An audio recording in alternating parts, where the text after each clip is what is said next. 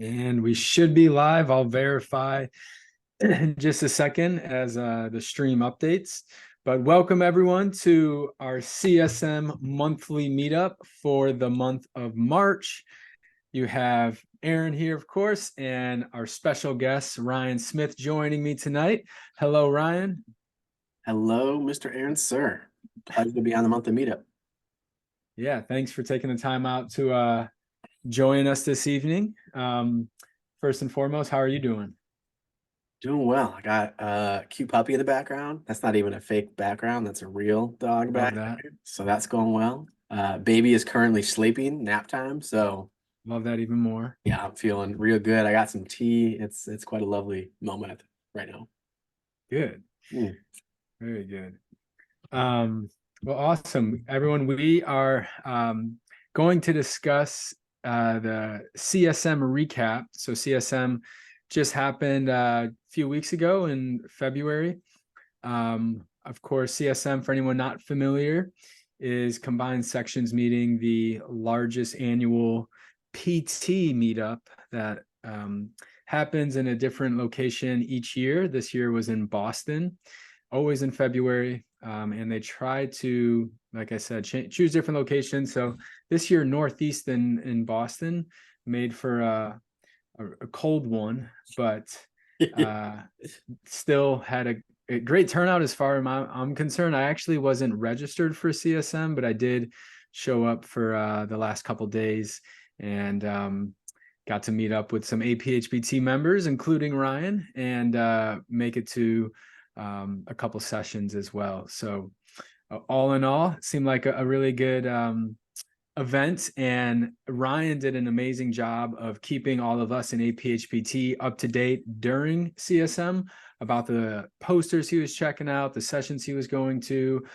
He tried to hit as many pop health oriented sessions and posters as he could.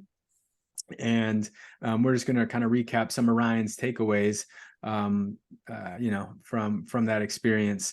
And as we were chatting before hopping on live here, Ryan had mentioned that that was the first CSM that he had been to, I think, since 2017. So that'd be 7 years. And I can't even remember what one I would have went to. That would see 2017 would have been my last one too, I think. So Yeah, for both of us, San 7 years. Antonio, I think. Yeah. Yeah, San Antonio. So it's been a minute. Yeah.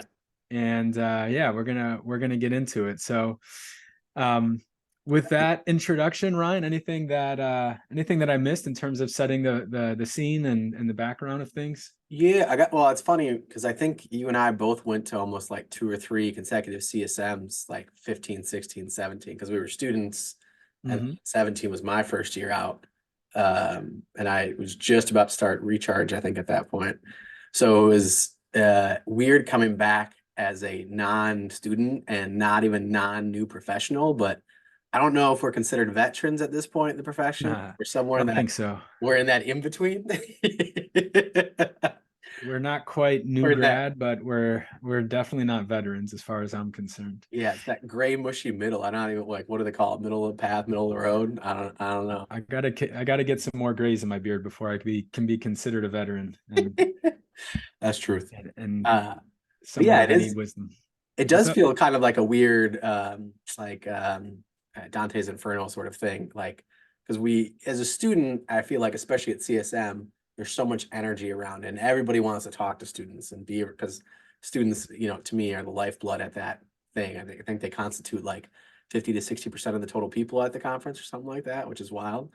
Uh, Mm-hmm. so not that, and also like even as a new grad, your first year out, it's still like, oh, I have so much to learn. I need to craft a skill. And now, like, we've seen a few things here or there, but maybe not enough things. So it's interesting to kind of piece together what we sort of look at or go through. Um, Sure.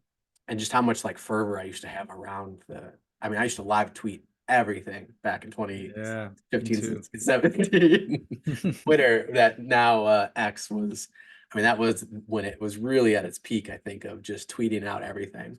Yeah. Look back at some of those tweets, man. Oh, it was brutal.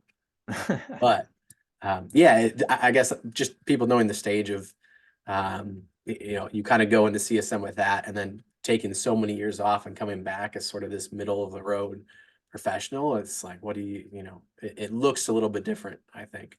Mhm. Kind of approaching it that. Not to mention, in between that 7 years was that large thing called the pandemic and COVID that went through that. I mean, just changed everything for a little while there with the conference. So Yeah. Yeah.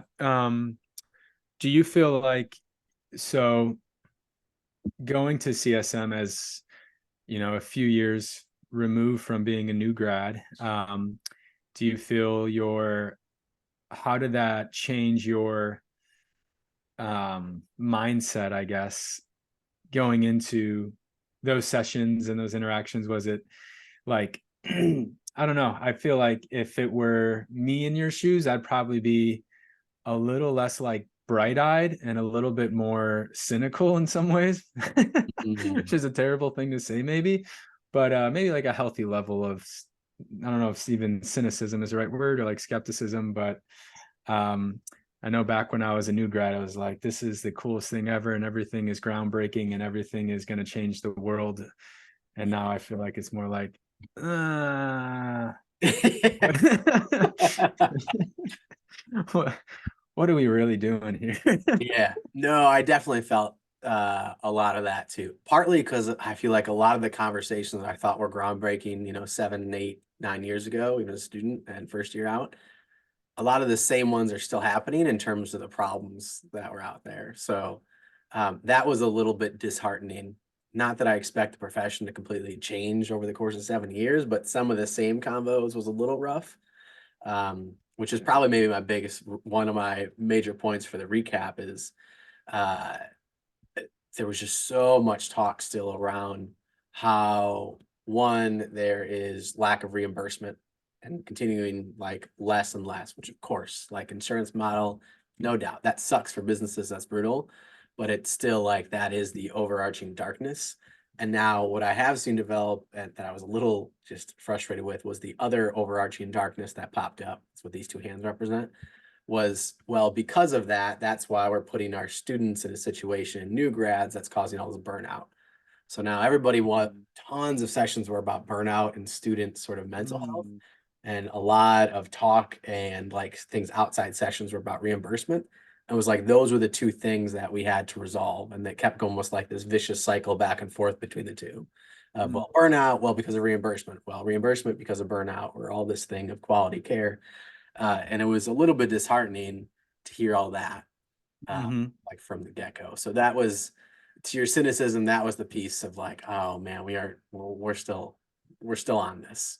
And rightfully so. It probably represents a large percentage of the profession, but mhm, as a student, we were always looking for what is the different model, what is a different way to be PT 2.0, that sort of stuff. We were kind of in those crowds 7 years ago, and when you hear that, you're like, cool, the whole thing's going to change, and you realize it's a very, very slow ship in some ways. Of, is that the analogy, the ship turning or something like that? I forget. yeah, big ships turn slowly. Yeah, um yeah, and PT as a profession, we think about 15,000 members plus at CSM, and that's, I don't know how many physical therapists there are in the country.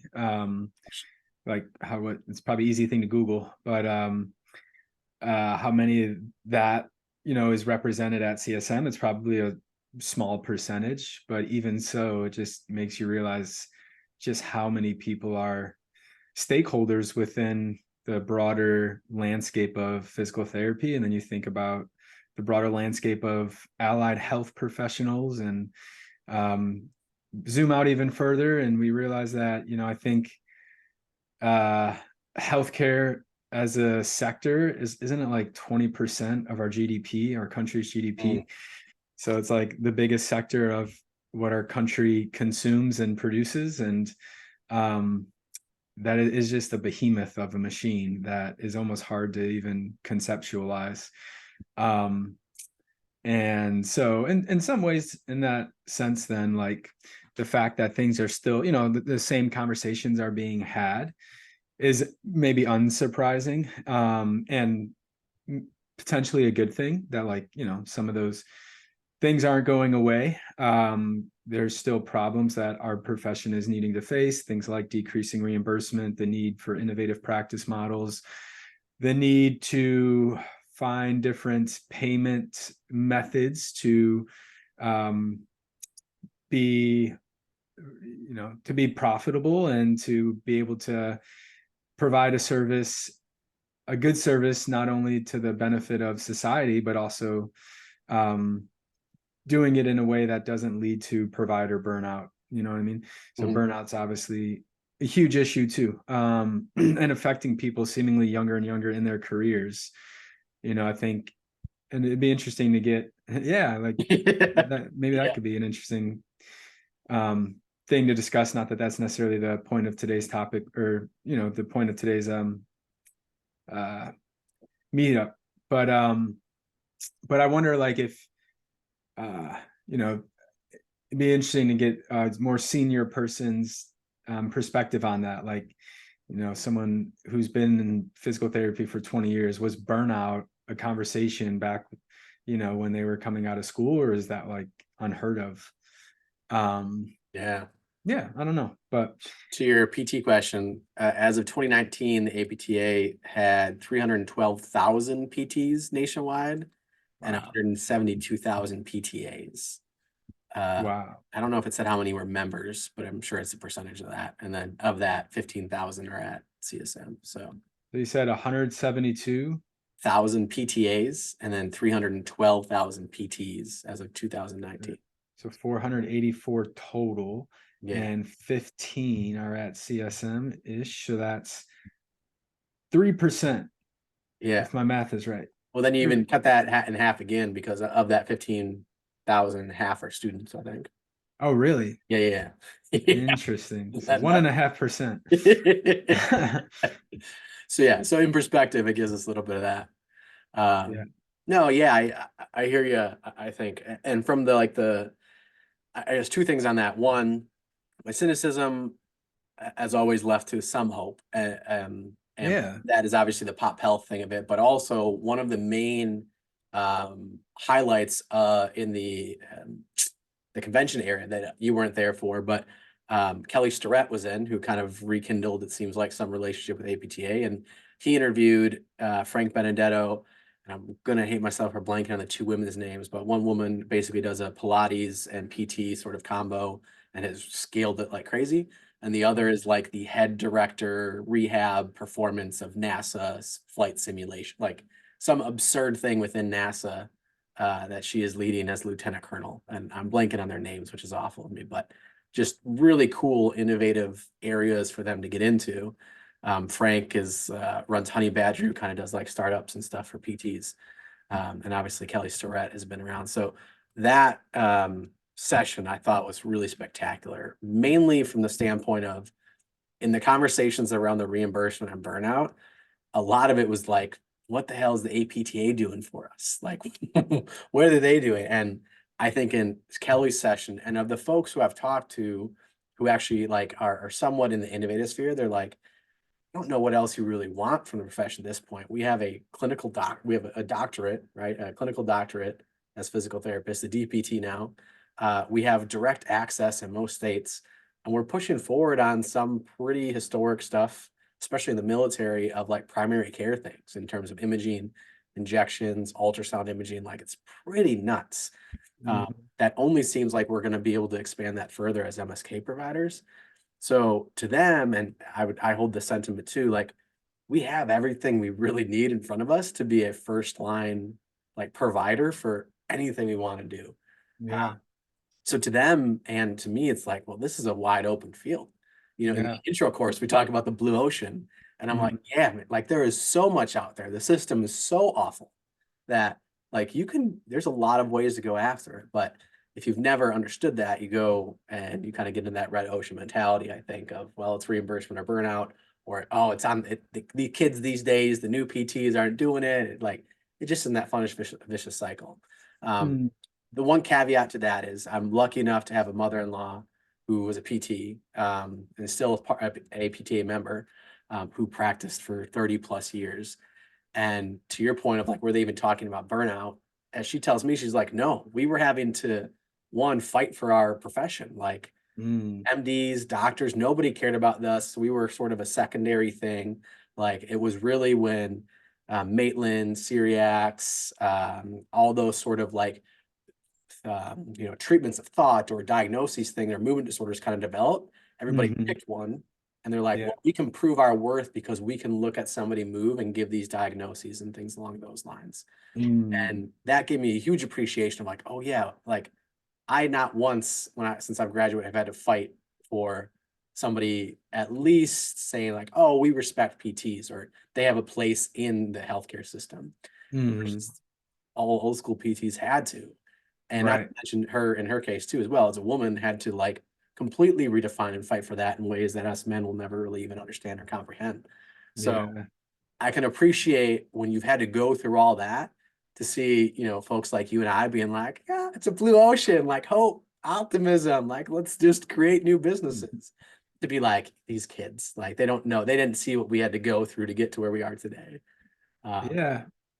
That's a good point. I mean, I guess it's easy to like um I don't know, like think about the problems within the profession and think like, oh man, we're in such a bad spot potentially. Not that I really feel that way, but I could see how maybe if depending on the talks you go to and the people you talk to, you might walk away feeling that way. But at the same time, I think probably most people, to your point, walk away from CSM feeling energized and rejuvenated, excited, hopeful.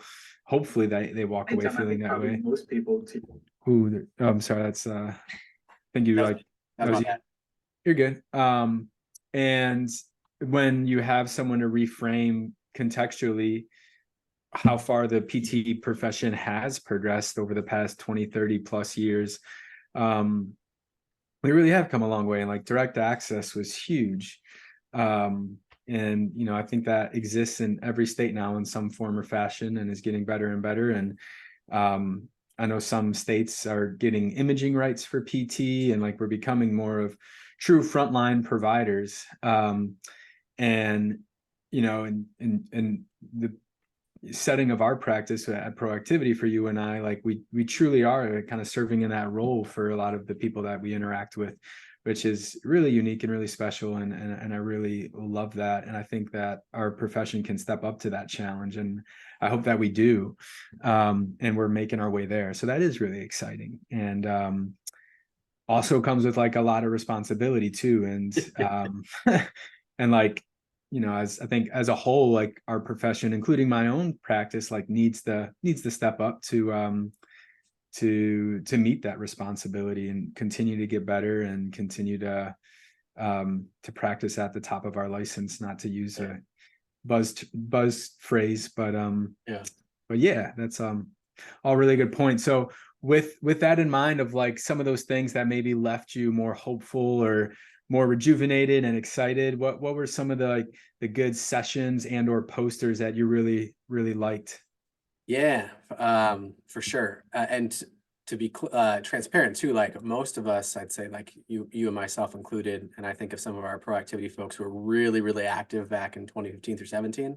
Most of us stopped our membership for Yeah, APTA for a while. Like yeah, between the pandemic and just early career stuff, I think a lot of us just lost a lot of that motivation to push into the profession. So I yeah. do feel a little bit of it now, like getting back into it. There's just like a little bit of a resurgence. And believe it or not, I talked to a few people, like quite a few people at CSM who felt similar. They're like, I've been out of the game for a while and I just needed to like get away. And now like I'm starting to ease back into it. So Yeah, there's a piece of that that made me feel hopeful and just like, oh, it's like there's a resurgence of something here. for Um, sure. but no, in terms of sessions, one, um, I think even more than when I was a student, I really have a better appreciation for the posters, and really look to that to see like what people are doing. One, because you get to talk to the people who have done the research, like they're in person, and they're always one so grateful to have people come up and talk to them because they have to stand there for like a couple hours and like describe their thing, and people walk by. So I always appreciate being able to discuss that with them. Um, but yeah, a few of the posters, I think one, the coolest one I saw was by I think it was the University of Oklahoma. A student named Megan was there, but the Happy Teacher Project. which was looking at basically, I'd say, a pop health sort of discussion around teachers and their health and wellness. Mm. And there was tons of money thrown behind it in the state, which was crazy. They have millions of dollars go towards something like looking at the health and wellness of teachers and how that impacts things downstream, which I thought was amazing. And then two, besides some of the ways they monitor those folks, one of them was actually changing and giving teachers breaks specifically for pee breaks because of just the rates of UTIs among teachers. Wow. When you're teaching all day, like, of course, you never get any chance for yourself, or you're not drinking, so you don't have to pee. Like, it's nuts. And you don't think about that as like a systemic thing. When we talk about design and frameworks and building a system to help the health of it, like, that makes complete and total sense. Yeah. All the things we know about from a women's health perspective with UTIs, it was just like genius. So I'm really excited to see where that goes. There's apparently multiple phases with millions of dollars behind it. So I'm pretty stoked to see where that kind of takes. That was probably the most like on the nose, like, ooh, this is cool. I'm excited to see Wow. where this goes type of thing. And then I think there was a bunch of studies on student burnout by far, assessing students' depression and anxiety. So that was, I mean, just all across the board, that was everywhere. And I can Mm. attest, I was one of those data samples back in the heyday, right? And then two, the other big thing I saw across tons of different posters was looking at activity data. So people using Mm. Garmin's, Fitbits, VivoFits, Mm. Apple Watches to try to either increase populations or groups activity level or patients after sort of discharge thing. And there Mm. was so much. It was pretty astounding. And I was stoked, one, because I mean, we use that through scissors and through proactivity in a host of ways, but Mhm. just to see like, oh, people are talking about move in a bit different way than just as a rehab tool, which was nice. I think that the piece they're lacking is that there wasn't a lot of focus in that amongst things outside of physical activity, particularly Mhm. steps or intensity minutes, about like fuel, nutrition, sleep, like using monitors to look at other things as well. So I was Mhm. hoping to see a little bit more of that, but didn't. Um, Mm. so I'm excited to see where that all goes from Yeah. that aspect. So that was the sort of the posters nutshell. Session wise, I know you and I got a chance to see the last one, which was the prehab guys and Movement X, looking at sort of their business models at reducing burnout, hopefully through entrepreneurship. So, I mean, that Mhm. speaks to all our biases. My favorite thing of that was looking at the slide they had of all the companies that were quote unquote innovative in that. And my appreciation that a lot of the people who had started those companies were in the 3 or 4 years where we were in school together. So I'm Mhm. not saying our generation is going to save the world, but it feels like it some days. So that was really cool. But the last one I'll probably highlight here before I quit rambling on was Catherine Sylvester and Rebecca Seagrave's just work on one, health equity and inclusion for just the maternal death rate and other issues that women's health are facing, but also their ability to bring in the stories of women's health and combine it with the data that they were looking at for women, and really fundamentally changing, I'd argue, that entire population of women's health and then prenatal and postpartum, and how they're advocating for women, empowering women, using data to help women's health. And then weave in stories that they had that were so incredibly powerful. Like, especially as a dad and seeing my wife go through birth, like I was crying during half of it for some of those things. And it was amazing to see because they combined a lot of that pop health mindset into inpatient care, outpatient care, immediately following sort of birth. Like, it was just really cool to see across the board of them looking at this massive issue in the States where our birth rate is, issues with birth rate is awful. Maternal rates are issues with that as well, and see where that went. So those were Yeah. the big ones I'd say I took away from. Yeah. Yeah, that's awesome. Sounds like, I mean, just from the stuff that you were posting throughout the week, you were posting a lot. So there are a lot of health facing and population health oriented, um, education, both sessions and posters at CSM, which is great to see. Yeah. And all those sound really great. I definitely, the work that Catherine and remind me of the other Uh, lady behind Rebecca Seagraves. Rebecca are doing with Operation Mist is incredible. love hearing about their successes anytime that we get a chance to. And then the healthy teachers one sounds really, really cool too. I wonder, you mentioned that they're trying to influence some downstream outcomes with some upstream approaches. I wonder what are some of those outcomes they're looking at, and Mm. what are some of those other strategies. So I mean, it reminds me of, in the intro course, we have this pathway model, right? That you kind of work backwards from the outcome or the event that you want to try to prevent. In one case, as you mentioned, it could be maybe UTIs amongst teachers, and work backwards all the way to the risk factors, and um, hydration status sounds like could be one of those. And then and some of the influences environmentally, and it's like, well, teachers have no breaks, so let's try giving them some breaks, and lo and behold, maybe that decreases incidence of UTI, which is pretty cool to think that, like, the sort of framework that we many of us learned in APHPT, and elsewhere, that sort of uh, start with the end in mind and work backwards kind of concept, is being applied with a lot of dollars behind it, and hopefully seeing some success. So Yeah. do you know of any other like things they're looking at besides the UTI example? That's a great question. I had the student talk me through it. So, but actually, let me pull it up quick, see if I can see what I pulled up. But I think they were looking at one activity level, but they might have been looking at even more like tertiary things in terms of blood pressure.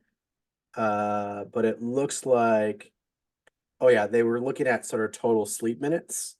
So a lot of recover aspects of it, and a lot of their intervention groups involved their promotion of health and well-being, as they listed, was also looking at providing like avenues for yoga and self-care for teachers. So like they involved individual wellness coaching, um, as well as potentially involving yoga or some aspects of that. So it looks like they were trying to use like an intervention within the workday, and then looking at like overall satisfaction, positive impact and health behaviors, and then like sleep as a big one, in addition to like physical activity. So there was definitely a coaching perspective on it, which would be great. But to your point, I'd be curious if they're also looking at, to me, it's blood pressure, overall cholesterol levels, other things like that. I doubt they would, because that'd probably be hard to scale, but that'd be interesting to see where that all sort of pans out. And to go back to our earlier point of what was the older generation talking about, Stephanie jumped in and said they were not talking about burnout at all when she was a younger professional at the conference. So I'm keeping tabs in the comments there. But Oh, nice. I don't know. The comments weren't showing up for me at all, but I just refreshed and now I see them. So yeah, burnout was not a topic of discussion. It's the cream of the crop at CSM. That's awesome, Stephanie. Um, Love that. Sometimes the most impactful intervention is the most simple. Yes, absolutely, Sarah. Yeah, I mean, it's simple as elegant. yeah. And Right. on that framework, Patrick Berner is a guy that we went to around the school same time with, was involved with us on mentorship masterminds groups and stuff like that. And the PT and community thing is still like by far one of the most amazing things I've seen. Not maybe necessarily in like the scale of what it's become yet, because it's still like Patrick running around with his head cut off for the entire conference, as I can attest to, because I stayed with him. But I mean, we heard that all the time when we were students, like, oh, what if we could do something for the people around us in these cities we go to? And like the same idea of reimbursement, like everybody was sort of bitching and moaning about that. And he's just, however he did to do it, willed the PTA community into like a realization, and had a blood drive there. We made sandwiches and like healthcare, like wellness kits for, St. Francis and different stuff like that around the city. There was a few other things involved with like the overall weekend, but it was just, in terms of simple interventions and like pop health frameworks of it, it just seemed brilliant. Like, here's some things we can do for the community that we will at least help out some aspects of the groups around us when we have 15K sort of PTs there, as well as like, here's some additional stuff that we can give back. And just, it made so much sense to me. And I remember that being a big topic of discussion back in the day when we were there, and to see it actually come to fruition, have some backing and some resources behind it, and then Patrick running around with a U-Haul everywhere to make stuff happen was just quite amazing to see. So that was probably my other big takeaway from CSM, was just that, I mean, amazing program he sort of started and hoping to expand on the coming years at CSM as well. Awesome. Yeah, it was great catching up with Patrick. Ryan and Pat and I went out to dinner one night. It was not the dinner wasn't the healthiest fuel in the world, but it was delicious. But yeah, Pat's been doing amazing work with PT in the community at CSM. Love to see the growth of that and the success of that. And definitely, if you're ever at CSM, find some time to contribute to those efforts. And yeah, just support that initiative. Speaking of which, do we know when or where the next CSM will be? Next one's in Houston. And then the year after that's back here or towards us in Northeast in Philly. So I'm really looking forward to the Philly one. Nice. I'm got a surprised they're couple- going back to the Northeast after just after 1 year. Someone who actually is involved in how they figured out said that they try to go East Coast, Central, West Coast, and like rotate through the three. Yeah, that's what Like, I thought. After Philly, it ends up being in Anaheim or something like that. Okay. Yeah, and then it ends up being like in the West Coast 2 out of the next 3 years after that, or something along those lines. I gotcha. Well, Houston's not too bad in February, and I know No. our friend Rupal Patel is in Houston. Yes. There's a lot of PT programs in Houston, and a lot of just I feel like physical therapists there. But so that's pretty cool market to have it in. Do you think you'll go next year? Yeah, for sure.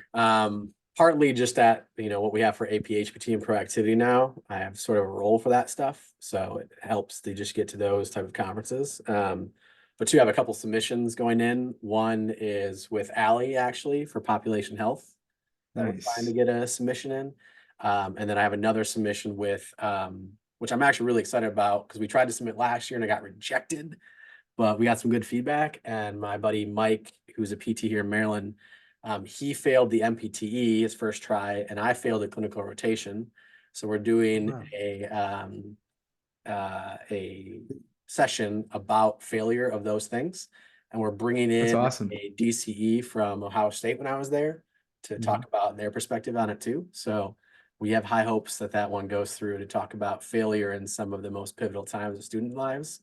Because as you can remember, it wasn't that long ago. If you fail a clinical rotation or your exam, feels like the world's going to end. So we want to give some transparency and kind of destigmatize that for students and faculty. So I'm hoping that one goes well. And then Allie and I are always trying to cook up something for a pop health thing that we're trying to get in there and bring some energy to that. Yeah, that's awesome. Yeah, I think that session about failing MPTE and a clinical rotation would be so valuable, especially since half of the attendance at CSM is students. I think that should definitely be a session. That sounds like brilliant. What about you? You gonna sneak back in? You gonna become an APTA member again? Maybe. I haven't put any serious thought to either yet. But I would like to potentially get out to CSM for the full thing again in the near future. I did enjoy it when I went there in my early career, and enjoyed the little taste of it that I got in Boston. So yeah, I think especially if I know of some good sessions of colleagues that I could go support and hear what they have to say, as well as help out Pat with PT in the community, all that sort of stuff. I think it could be a really, really great experience. So I'm going to definitely keep it on the radar. It's just hard to take like almost a full week off, but yeah, 100%. But it could be worth it. 7 years ago, I used to say like, why don't PTs go do more Con Ed and go to more conferences and like learn continuously? And now that I have a family and a small child, like taking time off is brutal. So like a conference a year is still a heavy lift. And I feel like a dick for what I used to say back in the day about people not investing in it. Now I'm like, I'm choosing between, time with my daughter or PT conference. So hopefully Yeah. I can try to work it out where I can bring the family or something like that. Yeah. You can make a trip out of it, but we'll see how it all Yeah. goes. For sure. For Yeah. sure. Well, any final thoughts regarding CSM takeaways or um yeah, any final thoughts for the evening? I think we covered most of it. I think maybe the last piece that was still left out was, some of our members that were there, and delivering their Yeah. things. So, one, a lot of stuff on mental health was there. Ironically, as Stephanie comments on this, Stephanie is the one person who I didn't get a chance to see. I was actually trying to go to their booth multiple times, but had no luck at finding her. She was out when I was trying to get there, etc. like that. So that was brutal. But I got to see Connie present, which was amazing with her sort of group in that. Got to meet Ed and Sue for the first time. Yep. Which was amazing. Jacob was sort of a new member. We got to meet there as well. So Yep. again, it is new the internet age and meeting people online, but then you get to kind of follow up, meet those people in person, and it really solidifies a lot of that. And it's, I mean, to me, it's so much easier because I've been talking to you all and these folks for long times about things we're really passionate about. So when you finally meet in person, it just kind of hits the ground running. So, Yeah. the community feel of that was really, really helpful. One, APHPT, but I also got to go back and see all my Ohio State alumni friends, and just Nice. something special about seeing folks in person you haven't seen for a while and sort of aligning over like-minded things and whatnot. So I think that community aspect, whether it's APHPT as a tribe or as a profession as PTs, was I think a real amazing aspect of CSM this year. Got to see you in person, which is a rarity nowadays. So that's helpful. Yeah, man, it was a good time. And yeah, definitely seeing the CSM or the APHPT members was awesome.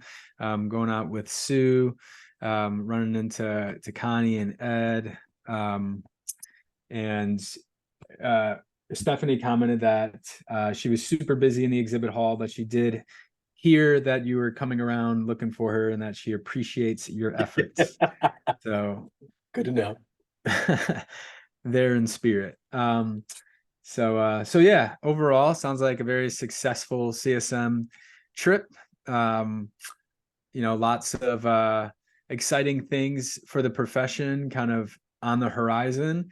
And in many ways, it seems that APHPT members are kind of at the forefront of that fundamentally different way to care, everything that we believe in and that we preach and that we practice, regarding elements-based practice and population health initiatives, innovative practice patterns, psychologically informed care, all of those sorts of things that so many of our members are passionate about. I feel like are things that are being touted at CSM as the direction that PT needs to head. And so in many ways, you all are trailblazers, and it's awesome to be affiliated and associated with you all. And we're going to keep finding ways to, drive further in that direction. So thank you all for joining us tonight for the monthly meetup of March. Ryan has another meetup planned with one of his colleagues back in Wisconsin. You want to share a little bit about that before we wrap up? Yeah, I'm excited to be next Wednesday, so a week from today, with Bill Kepke. So he's actually a licensed athletic trainer. Believe it or not, I was an AT in my undergrad, which seems many moons ago. But Bill and he graduated a few years after me, but has a practice and a gym in Upper Wisconsin where they put mental health at the forefront. So it's him and a counselor and psychologist that run and a company up there and really put counseling and psychology and mental health at the forefront of a physical practice. And so I'm really excited to do that interview with him, talk through a deep dive into his aspect of population health, and hopefully share that all with you all. We'll do it live next Wednesday, as well as posting it up on YouTube later for y'all to catch. Love that. Look forward to that. So remind me, what day is that? It's a week from today, the 13th at 8 p.m. Eastern time. All right, 13th. So next Wednesday at 8 p.m. Eastern, everyone. Of course, you'll be able to catch the replay if you can't make it live. But keep that on the radar. Thank you for doing that, Ryan. Look forward to that interview. And once again, thank you all for joining tonight. If you're watching the replay, let us know you're watching. Let us know if you have any questions or thoughts about this conversation in CSM. And otherwise, we will see you and talk to you all soon. All right.